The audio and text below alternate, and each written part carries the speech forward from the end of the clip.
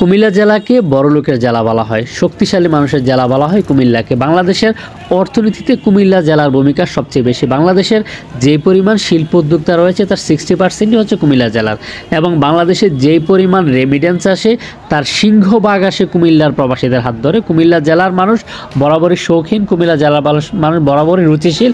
তার আরও একটি প্রমাণ রেখেছে কুমিল্লাবাসী। কুমিল্লার রয়্যাল সুপার এসি কোচ তার একটি রুচিশীল কুমিল্লার প্রমাণ বহন করে, যেখানে বাংলাদেশের অধিকাংশ জেলা শহরের রাজধানী ঢাকার সাথে ভালো মানের চেয়ার কোচ সার্ভিস নেই। এখানে কুমিল্লার একটি প্রত্যন্ত গ্রাম, যেটি হচ্ছে কুমিল্লার মুরাদনগর উপজেলার কোম্পানিগঞ্জ, কুমিল্লা শহর থেকে মাত্র 33 কিলোমিটার দূরে। এই সামান্য রাস্তার মধ্যে একটি এসি কোচ পরিচালিত হচ্ছে শুধুমাত্র কুমিল্লা জেলা বলে সম্ভব।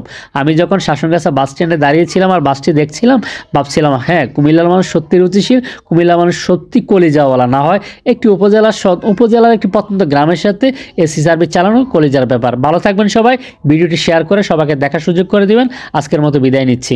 আসসালামু আলাইকুম রহমতুল্লাহ।